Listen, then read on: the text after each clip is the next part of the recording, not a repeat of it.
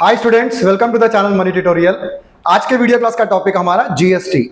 GST particularly जो journal entry हम pass करते हैं अकाउंट्स में, जर्नल एंट्री में जीएसटी को किस तरीके से ट्रीट किया जाता है, इस वीडियो क्लास में मैं आपको बहुत इजी वे में समझाने की पूरी कोशिश करूंगा।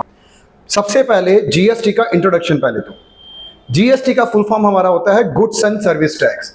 हमारे भारत में टोटल दो टाइप के टैक्स होते हैं, एक आता है डायरेक्ट टैक्स और दूसरा है इनडायरेक्ट टैक्स। डायरेक्ट टैक्स का एग्जांपल क्या होता है कि कोई भी टैक्स पेयर इंडियन गवर्नमेंट को डायरेक्टली अपने इनकम पे टैक्स पे करता है। जैसे इनकम टैक्स हो गया बेस्ट एग्जांपल, इसे डायरेक्ट टैक्स बोलेंगे। इसका एक और ऑपोजिट टैक्स होता है, उसे कहते हैं इनडायरेक्ट टैक्स। होता क्या है इनडायरेक्ट टैक्स से? कभी भी हम किसी गुड्स को परचेज करते हैं तो जो भी गुड्स की कॉस्ट होती है, मान के चलो कि 100 रुपए का है, तो 100 रुपए में हम एक्स्ट्रा 5 रुपए 10 रुपए मतलब 5%, 6%, 10% अलग अलग आइटम्स पे गवर्नमेंट ने टैक्स लगाया हुआ है। तो कॉस्ट के ऊपर हम एक्स्ट्रा 5% जो टैक्स पे करेंगे, जैसे 5 रुपए एक्स्ट्रा पे करते हैं 100 रुपए में, वो हमारा इनडायरेक्ट टैक्स होता है। अब ये इनडायरेक्ट टैक्स कैसे हुआ? हम जिस सेलर से गुड्स को परचेज कर रहे हैं तो उसको हम 100 रुपए की जगह 105 रुपए पे कर रहे हैं।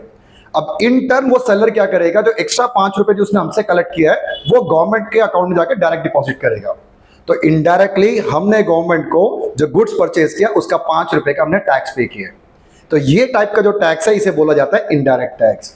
और जो आज का हमारा टॉपिक है GST, GST comes under indirect tax. पहला पॉइंट तो ये क्लियर, ठीक है। सेकंड पॉइंट, एग्जाम में मल्टीपल चॉइस क्वेश्चन आ चुका है और आने के फ्यूचर में भी चांसेस है कि जीएसटी भारत में कब इंट्रोड्यूस हुआ। ये डेट को आप अच्छे से याद रखना, 1/7/2017। 1/7/2017 आप ऐसे याद रखो, 17 पहले वाले 17 का 1 और 7, 1 जुलाई 2017। मल्टीपल चॉइस क्वेश्चन आने का चांस है, तो इस पॉइंट को आप जरूर ध्यान रखो। क्लियर?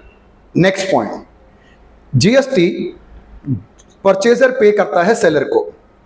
परचेजर पे करता है सेलर को, फिर अल्टीमेटली सेलर उस पैसे को डिपॉजिट करता है गवर्नमेंट के अकाउंट में। कोई भी हम एक्सपेंस इनकर करते हैं, किसी प्रकार का भी एक्सपेंस हो, जैसे परचेज ऑफ गुड्स, उस परचेज में या एक्सपेंस में जो भी जीएसटी पे करा जाता है उस जीएसटी को बोला जाता है इनपुट जीएसटी। नाम याद रखना, इनपुट जीएसटी। किसी भी टाइप का एक्सपेंस हो, ठीक है। परचेज इसका बेस्ट एग्जांपल हो गया। परचेज के साथ जो जीएसटी जुड़ेगा वो हमारा क्या कहलाएगा? Input GST. जब भी कोई सेलर गुड्स को सेल करेगा, सेल के साथ जो जीएसटी जुड़ा होता है उस सेल वाले जीएसटी को बोला जाता है आउटपुट जीएसटी। दो पॉइंट क्लियर? एक्सपेंस के साथ जो जीएसटी होता है या परचेज के साथ जो जीएसटी होगा वो होगा हमारा इनपुट जीएसटी। सेल या रेवेन्यू के साथ जो जीएसटी एसोसिएटेड है उसको बोला जाता है आउटपुट जीएसटी। क्लियर ये पॉइंट? नेक्स्ट पॉइंट, जैसे हमारा अकाउंट्स का मॉडर्न रूल होता है कि एक्सपेंस हमेशा डेबिट होता है, तो परचेज हमेशा डेबिट होगा। कोई भी एक्सपेंस डेबिट होगा। परचेज अगर डेबिट होगा तो साथ में याद रखना कि इनपुट जीएसटी भी उसी के साथ डेबिट होगा। ऐसे ही जस्ट ऑपोजिट, सेल हमारी रेवेन्यू होती है। As per modern rule, revenue कभी भी हमारी इंक्रीज हो तो क्या करते हैं? उसको क्रेडिट करते हैं। सेल को कभी आप क्रेडिट करोगे तो आउटपुट जीएसटी को भी क्रेडिट करना। ये पॉइंट भी सिंपल, ठीक है। नेक्स्ट पॉइंट की तरफ, अगर हम कोई भी ट्रांजैक्शन करते हैं जो विद इन सेम स्टेट होगा, with in same state, Delhi में हम रहते हैं और दिल्ली से ही हम गुड्स को परचेज करते हैं या सेल करते हैं, विद इन सेम स्टेट, उस पे जो जीएसटी अप्लाई होगा उस जीएसटी को दो पार्ट्स में डिवाइड करते हैं, सीजीएसटी और एसजीएसटी। सीजीएसटी का full form central goods and service tax और एसजीएसटी का full form state goods and service tax. अब मान के चलो कि किसी एक पर्टिकुलर प्रोडक्ट पे गवर्नमेंट ने 10% का इनडायरेक्ट टैक्स जीएसटी तय किया है। अगर हम दिल्ली में रहकर दिल्ली में परचेज और सेल करते हैं तो जो 10% है ना, वो दो पार्ट में इक्वल डिवाइड हो जाएगा। CGST 5%, SGST 5%। कहने का मतलब है कि जो कस्टमर है जिसने परचेज किया है गुड्स को या सर्विस को, उसने तो अल्टीमेटली उस प्रोडक्ट पे 10% ही टैक्स पे करना है, पर दो पार्ट्स में डिवाइड हो जाता है, ठीक है, सीजीएसटी और एसजीएसटी। इसको ये भी बोला जाता है intra state transaction.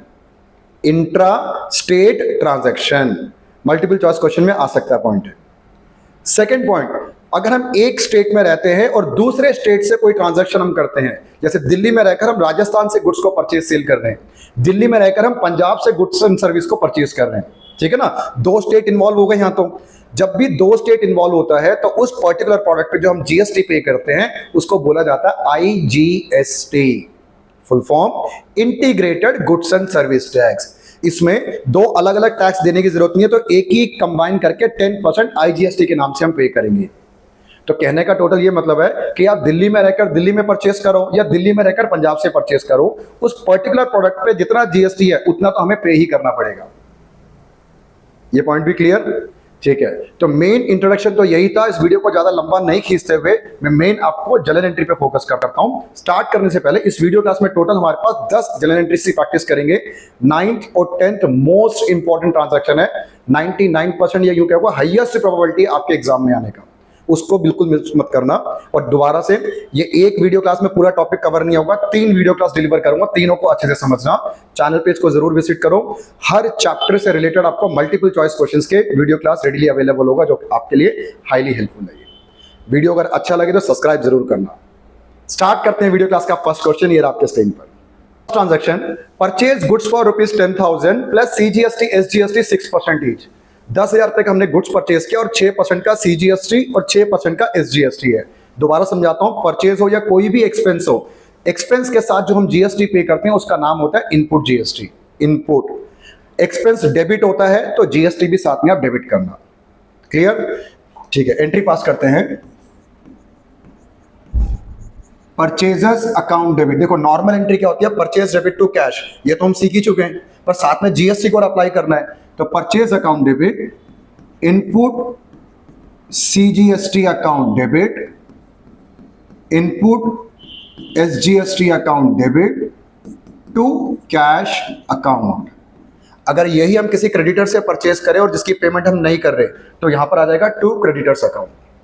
Clear? Goods की कॉस्ट प्राइस कितनी है? देखो 10,000 रुपए, उसमें 6% का हमारा GST था। 10,000 का 6% कितना होता है? 600। इसमें भी सेम 600, तीनों को ऐड कर कैश में डाल देंगे 11,200 रुपए। तो हमें ये गुड्स 11,200 रुपए का पड़ा, जो कि हम सेलर को 10,000 देंगे और 1,200 रुपए इनडायरेक्टली हम गवर्नमेंट को पे कर रहे हैं in the name of GST। Clear? पहला ट्रांजैक्शन। सेकंड में, second, purchase goods from Aniket for ₹20,000 plus IGST 12%। यहां पर IGST इन्वॉल्व है, तो IGST का मतलब हम जो जिसने परचेज किया है वो जिस स्टेट में रहता है और सेलर रहता है दूसरे स्टेट में। जब दो डिफरेंट स्टेट्स के बीच में ट्रांजैक्शन होता है तो वहां पर आ जाता है IGST, full form integrated goods and service tax. तो अनिकेत से हमने 20,000 का गुड्स परचेज किया और उस पर 12% का GST है। तो entry again, purchasers account debit, input IGST account debit to Aniket.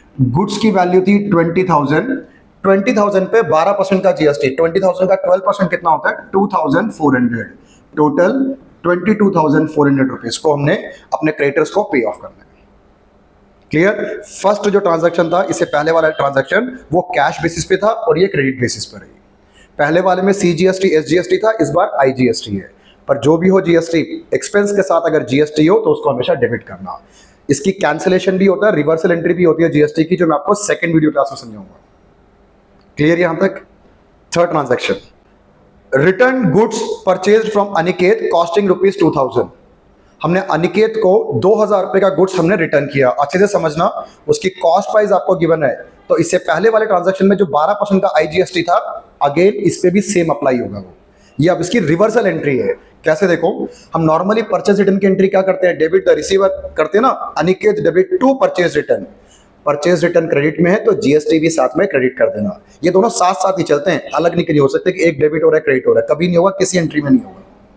तो एंट्री बनेगी इसमें debit the receiver, Aniket debit to purchasers return account और साथ में to input IGST account. Purchase का जो कॉस्ट प्राइस था वो था 2,000। अगेन वही सेम 12% अप्लाई होगा जो प्रीवियस ट्रांजैक्शन में था। इसका 12% 240 और टोटल मिलाकर 2240। क्लियर? ये भी ठीक है। Fourth transaction, goods sold for cash 5,000 plus CGST SGST 9% each. 5,000 रुपए का हमने इस बार गुड्स सेल किया, CGST SGST 9% ईच है इस पे। ठीक है, सेल करने पे क्या होता है, डेबिट व्हाट कम्स इन, पैसा आता है। अभी तक हमने 3 एंट्रीज परचेज की करी थी, अब हम सेल की एंट्री पास कर रहे हैं। Cash account debit to sales account, ये तो हमारी नॉर्मल एंट्री है। किसी भी प्रकार का रेवेन्यू इनकम हमेशा क्रेडिट होता है। साथ में जो जीएसटी है, सेल के साथ या रेवेन्यू के साथ जो जीएसटी होता है उसको हम आउटपुट जीएसटी बोलते हैं। टू आउटपुट सीजीएसटी और टू आउटपुट एसजीएसटी। सेल की वैल्यू 5000, इसका 9% बना 450 और 450, टोटल 5900 रुपीज हमें कैश मिला। क्लियर है अभी? Next one, sold goods to Naresh for ₹15,000 plus CGST SGST 6%। Previous question में जो हमने सेल किया था कैश में सेल किया था, इस बार जो हमने सेल किया उसमें कस्टमर का नाम आ गया ना नरेश, किसको हमने गुड्स सेल किया, तो उसको हम कहते हैं डेटर, और ये हमारा क्रेडिट का ट्रांजैक्शन है। कभी भी किसी कस्टमर का नाम आ जाए सेल के टाइम पे, समझ जाना वो क्रेडिट का ट्रांजैक्शन है, तो पैसे हमें नहीं मिले। नरेश को हमने सेल किया 15,000 रुपीज का गुड्स, और उसमें प्लस सीजीएसटी एसजीएसटी 6% है। Debit the receiver, debit to sales account to CGST to output SGST account. Sale value था 15,000 रुपए, उसमें हमें 6% का जीएसटी है, तो इसका 6% हमारा बना 900 और 900, 16,800 रुपए। अब नरेश नाम के कस्टमर से हमें पैसा लेना है, ये भी simple. Next one, goods returned by Naresh of ₹5,000 being defective. 5,000 रुपए के गुड्स की जो वैल्यू थी वो नरेश ने हमें रिटर्न कर दिया। तो ध्यान रखना, जैसे पीछे हमने परचेज वाला किया था अनिकेत वाला ट्रांजैक्शन, वही सेम अप्लाई करेंगे यहाँ पर नरेश वाले ट्रांजैक्शन में भी है। ये हमारा सेल्स रिटर्न वाले ट्रांजैक्शन में जो 6% का हमारा जीएसटी था, रिटर्न के टाइम पे भी उसकी कैंसलेशन के लिए उसी 6% को हम यूज करेंगे। 5,000 रुपीज वैल्यू का गुड्स उसने रिटर्न किया ना हमें, तो एंट्री क्या बनेगी, देखो सेल्स का नेचर हमेशा क्रेडिट, सेल्स रिटर्न हमेशा डेबिट होता है।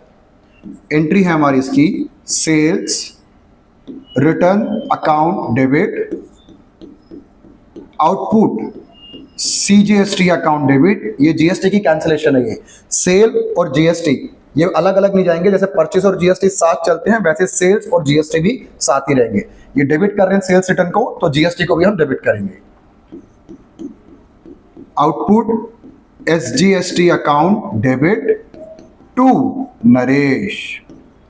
सेल्स रिटर्न की वैल्यू 5,000, इसी 5,000 पे अब हमने क्या करना है, 6% हमने जीएसटी कैलकुलेट करना है, वही सेम परसेंट, 6% और 6%, 300 5,600। क्लियर है अभी? नेक्स्ट ट्रांजैक्शन ऑनवर्ड, अब हम क्या करेंगे, ट्रेड डिस्काउंट और कैश डिस्काउंट दोनों को भी इंक्लूड करेंगे परचेज और सेल्स के साथ ही। लेवल थोड़ा सा मैं इंक्रीज कर रहा हूं। Purchase goods from Bharat for ₹20,000 less 10% trade discount plus CGST SGST 5% each. 20,000 रुपए का गुड्स हमने परचेज किया भारत से, तो ट्रांजैक्शन में व्यक्ति का नाम है तो समझ जाओ कि क्रेडिटर, जिसको भी हमने पैसे नहीं दिए बाद में पे करेंगे। 20,000 का गुड्स है, 10% का ट्रेड डिस्काउंट है। ट्रेड डिस्काउंट को माइनस करने के बाद जो नेट अमाउंट बनेगा उस पे हम निकालेंगे जीएसटी 5%। देखो कैलकुलेशन पार्ट पहले देख लो। लिस्ट प्राइसेस का 20,000, सबसे पहले हमें माइनस करना है TD trade discount. Trade discount इसका 10% विच कम्स टू 2,000, तो इसको लेस करने के बाद हमारे पास नेट अमाउंट आया 18,000। इस 18,000 पे सीजीएसटी और एसजीएसटी कितना था, 5% था। 18,000 का 5% 900 और 900, 19,800 रुपए हमने फाइनल अमाउंट पे करना अपने क्रेडिटर को। क्रेडिटर का नाम क्या था, भारत। एंट्री हमारी purchasers account debit, input CGST account debit, input SGST account debit. दोबारा याद दिला रहा हूं, परचेज के साथ जो जीएसटी होता है वो हमेशा उसको इनपुट के नाम से लिखना। परचेज और परचेज रिटर्न के साथ इनपुट, सेल्स और सेल्स रिटर्न के साथ आउटपुट। किसी भी टाइप का एक्सपेंस हो, एक्सपेंस के साथ इनपुट जीएसटी और रेवेन्यू के साथ आउटपुट जीएसटी। परचेज का हमारा नेट अमाउंट है 18,000, उस पर 900 का हमारा जीएसटी टू क्रेडिटर का नाम है भारत। भारत को हमने टोटल पे करना है 19,800।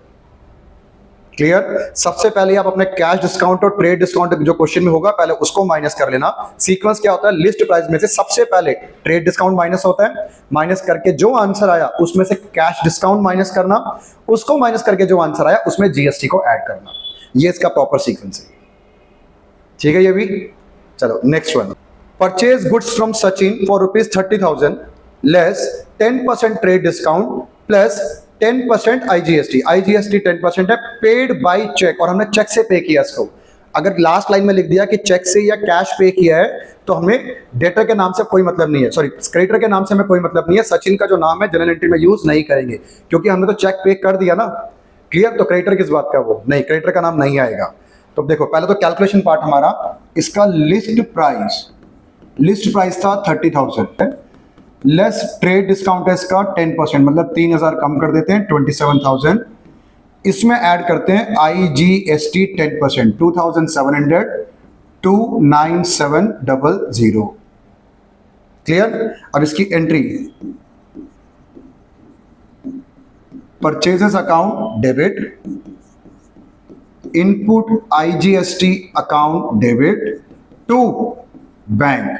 अगर हम चेक से पेमेंट करेंगे तो टू बैंक का नाम यूज करेंगे, अगर हम कैश पेमेंट करते हैं तो टू कैश लिखेंगे। 27,000 का परचेज प्राइस है और 2,700 का हमारा जीएसटी, कुल मिलाकर 29,700 रुपए का हमने चेक पे किया।